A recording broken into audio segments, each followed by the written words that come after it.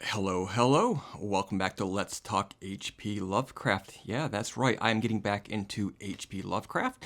If you're new to the channel, beginning in 2018, I suppose it was, 5 years ago, I read through the complete fiction of H.P. Lovecraft, or at least I thought I had.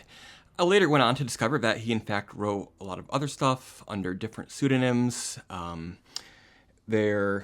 There is also a volume of his verse, his poetry, but what I'm interested in doing right now is covering additional short stories by Lovecraft, sometimes ghostwritten by Lovecraft under pseudonyms, cases where he collaborated with other authors, cases where he revised the work of other authors or was inspired by them, and just many different scenarios where Lovecraft released a lot of other prose of varying quality that's not found typically in the collections entitled The Complete Fiction of H.P. Lovecraft, which are generally just covering those stories that were confirmed to be fully his creation. So these are going to come from a couple different volumes. We're in Volume 1 today.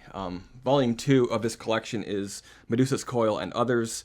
We'll be getting to that sometime, probably next year. But for today, we are in The Crawling Chaos and Others, which is Volume 1 of this two-book collection. And we'll be tackling the first story, The Green Meadow, here in a few minutes. But I should also add that one thing I did over the last 2 years was to review Clive Barker's Books of Blood. I recently discovered that I forgot one of the stories, so surprise, we're gonna go back to Clive Barker as well in the near future, so look forward to that in Let's Talk Clive Barker. But again, for today, we are on to H.P. Lovecraft, The Green Meadow. I believe written between 1918 and 1919. H.P. Lovecraft did all of the writing. However, it was based on a story idea, which was possibly a dream of Winifred V. Jackson, and it was first published in the spring of 1927 in The Vagrant. If you're new to the channel, new to my reviews, this is pretty simple. I begin each video with a synopsis of the events, the action, the plot of the story, and then I wrap it up with just a few thoughts and feelings about what it all means. Is it good? Does it fit? Where does it fit into the canon of H.P. Lovecraft? Nothing too complicated. It's no deep analysis, but sometimes what will happen is something that I read, some element of the story will sort of send me off on a tangent and really get me thinking deeply about the subject, and then in those cases I may ramble on for a considerable amount of time. But this is a short story. As far as short stories go, it's pretty short, and this is going to be a pretty short video as well, I think, because that's the type of story it is, as you will see at the end of the video. Synopsis. We begin with an account of a fireball being seen in the sky over Maine, far northern Maine. It is confirmed to be a meteor. And a few days later, a group of fishermen managed to reel it in and bring it ashore. Under further investigation, they discover that there is, in fact, a notebook somehow buried in the object, and it's been impervious to the conditions, it survived, and remarkably, it is written, the contents of the notebook are inscribed in Greek. So the work of some professors and whatnot, some experts, they get it translated, and then what follows in the rest of the story is, in fact, the translation of an account found in the notebook. In the story, a man awakens between the sea and a very green, mossy, strange forest, and he feels a lot of malice coming from that forest, like it's a place he wants to get away from. It's a bad place for sure. But he soon realizes that there's in fact a meadow between him and the sea. He enters that meadow, and it's pretty nondescript, but it's pretty beautiful, feels more inviting.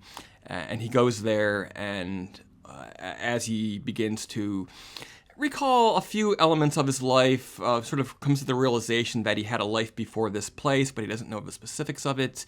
He realizes that the island is in fact, or the meadow, which is now an island, is beginning to move away, safely away from this malicious forest that is festering behind him. It goes out into the sea, and ahead of him, he feels and hears the sound of singing, and he's sort of pondering the situation, and he feels like maybe I don't have a body. I feel like I'm decoupled from any physical form. And as he approaches this next place, he comes to this realization, something he knew from something he had read eons ago, that in fact he is traveling towards the city of Stethelos, where his soul, decoupled from any physical form, will roam for eternity in this sort of limbo. And that is it. Very little character development. And that's sort of a type of story fragment, a sort of dreamy dream cycle pieces that Lovecraft did on several occasions. It makes it very difficult really to do reviews because you don't really have that element. However, this is very much vintage Lovecraft in that it's driven by the atmosphere, by the feeling of dread and the feeling of expanse and size and sort of humanity's itsy-witsy little place in the whole scheme of things that nobody cares about but them. I was worried that, from what I'd read on the back of the jacket, it says, maybe it wasn't here. Somewhere I read where there was some feeling that a lot of these were crap, like it was just the leftover dregs of Lovecraft's career. And I'm happy to say that this first story, The Green Meadow, is definitely not that. This could have gone in any other collection of H.P Lovecraft. So, as I said, it's tough to talk about without having plot, but it is a masterful exercise in atmosphere and sort of otherworldliness and alienness, and this man wakes up in this place, and I'm kind of reminded in my imagination of The Life of Pi, at least the movie version. I've not read the book, where the guy he drifts ashore on that living, floating island, and it looks so beautiful, but yet you realize that the forest is eating living creatures and dissolving them in acid, and it sort of has that whole feeling with it,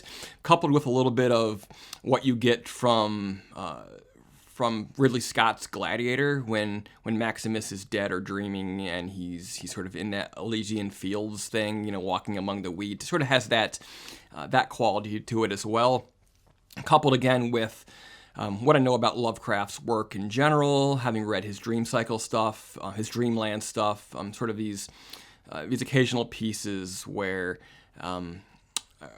somebody is sort of adrift in this timeless void, and then there's scattered amongst that there's these strange places. And come to think of it, now that I'm talking, I'm also reminded of Ambrose Bierce's Carcosia. What's it called? A Visit to Carcosia, something like that. Slipped my mind totally. Where again, this is a person who is probably dead or has stumbled into a strange place where they don't quite belong. And what all this comes down to is an overwhelming feeling of dread towards eternity. This person, this soul, decoupled from any physical form, knows that this is sort of its final place. And I think this is an issue that probably troubled Lovecraft greatly in his life, sort of these cosmic fears, the horror of infinity, and that's definitely what is going on here. And I'm, I guess me thinking about it, and how can you apply that to, or how does it relate to your lives? And I think of the religions of the world, and various forms of faith tell stories about your soul after your physical body dies, and they talk about living forever. And some of these stories try to describe it as a place of paradise if you come out on the good side of things, or eternal torment in hell if you come out on the bad side of things. This is somewhere in between, and I think that anybody who's thinking rationally about their death should agree that this is fucking frightening. This is not joyful. Burning in hell, yeah, pretty bad. Sounds pretty horrible, but I don't really see where as eternal anything is a positive. As long as you still have a consciousness and an ability to reason, you're gonna end up like the elves of Tolkien, where souls could live for so long that life becomes a drudgery and a burden, and they get the chance to go to the halls of Mandos and sort of recover. And otherwise, if they stayed in Middle Earth, they were fated to fade and sort of wander the wastelands of the world, decoupled from any physical form. And at any rate, this is all terribly, terribly frightening stuff once you start thinking about it. I'm reading this first thing in the morning, but I'm going to be thinking about it again tonight as I'm drifting off into my own personal infinity. There you have it, the Green Meadow. This is how we're kicking off the Crawling Chaos and Others in this new phase of Let's Talk H.P. Lovecraft. Thank you for tuning in. We will be back doing another one very, very shortly. Poetry and the Gods by Anna Helen Crofts and Henry Paget Lowe. It says, I'll have to look into more to see what that is about, or is that another pen name for Lovecraft? I'm not sure what was his involvement in this story, but we're going to find out on the next episode of Let's Talk H.P. Lovecraft, so be sure to tune in for that. Be sure to tune in to Let's Talk Clive Barker, because we do have one more of those, and then at some point I will revisit it, because I know Don desperately wants me to read The Hellbound Heart and share my thoughts on that.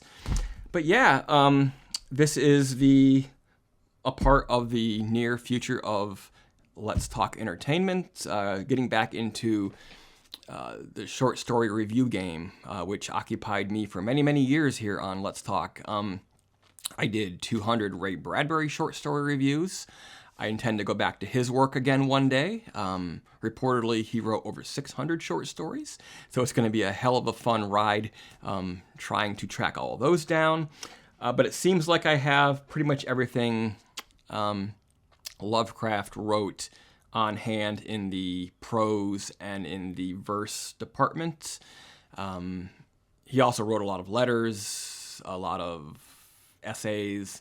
Not sure how interested I am in those things and how many of them are available. A lot of that's, if you really get into it, it's going to reveal some of the horrific nature of the racist part of his life. So we won't open that can of worms anytime soon. But in the meantime, we're going to dig deep into the fiction of Let's Talk H.P. Lovecraft. Yes, I have to get my author straight here. Thank you for tuning in. Happy Halloween. And until next time, keep it creepy.